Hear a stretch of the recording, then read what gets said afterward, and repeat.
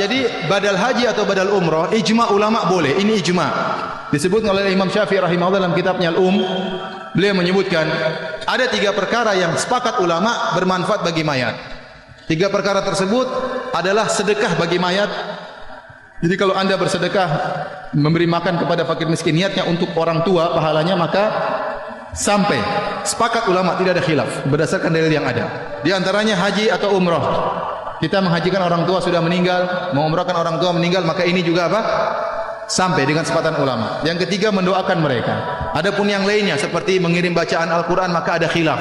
Kita berlapang dada. Sebagian ulama mengatakan, Imam Syafi'i mengatakan tidak disyariatkan dan dikuatkan oleh Ibnu Katsir, namun mazhab yang lain mengatakan apa? Sampai. Maka kita berlapang dada karena masalah khilafiyah. Tapi kalau 3 perkara ini, bersedekah atas nama mayat, menghajirkan atau mengumrahkan mayat, kemudian mendoakan mayat, maka ini bermanfaat bagi mayat, ya. Nah, tapi kalau kita ingin mengumrahkan atau menghajikan, maka harus kita perhatikan. Pertama, orang yang ingin kita umrahkan atau kita hajikan, dia sudah meninggal atau dia kedudukannya seperti orang sudah meninggal. Contohnya sudah sangat tua, umur sudah 100 lebih, tidak bisa naik pesawat misalnya. Ya, seperti seorang wanita datang kepada Nabi, ya Rasulullah, inna faridatul haji adrakat abi syaikhan kabiran la yathbut ala rahilah. Ya Rasulullah, ayahku secara materi harusnya wajib haji karena dia sudah punya kemampuan, tetapi dia tidak bisa kokoh di atas onta. Kalau naik onta bisa jatuh. Dahulu orang haji dengan onta. Apakah boleh saya hajikan? Kata Nabi, boleh. Ini uangnya mampu tapi fisiknya tidak mampu. Ada orang seperti itu. Ya, ada orang yang fisik dan harta tidak mampu, ya.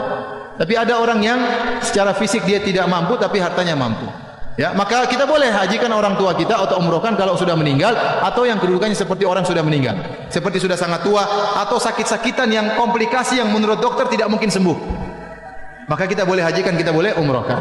Nah, kita suruh orang yang sudah haji, yang sudah hajikan atau umrohkan, ya. Dia sudah pernah haji, sudah pernah berumrah, baru dia menghajikan atau mengumrohkan. Kemudian kalau orang pun sudah haji, dia hanya boleh menghajikan 1 orang pada tahun itu. Karena ada orang penipu, ya ikhwan, benar ini. Jadi dia hajikan 70 orang. Dia bilang, saya berniat haji untuk si fulan, dibaca 70 daftar. Ini enggak boleh. 1 orang hanya boleh menghajikan 1 orang. 1 orang hanya boleh mengumrahkan 1 orang. Kalau mau nanti umrah berikutnya. Ya. Jadi kalau kita ingin mengumrahkan, menghajikan, cari orang yang amanah atau kita sendiri yang melakukannya. Karena sebagian saudara-saudara kita ditipu. Saya pernah ditawarin, ada orang nawar, Ustaz, ada orang mau menghajikan orang tua saya. Berapa biayanya? 500.000. Gimana menghajikan 500.000? Naik taksi aja nggak cukup 500.000. Nanti dikasih apa? Sertifikat. Ya, sertifikat cuma 5 real. Cuma tulis telah jadi haji si fulan. Isinya dusta, nggak mungkin. Maka yang paling penting kita cari orang yang amanah untuk menghajikan atau mengumrahkan.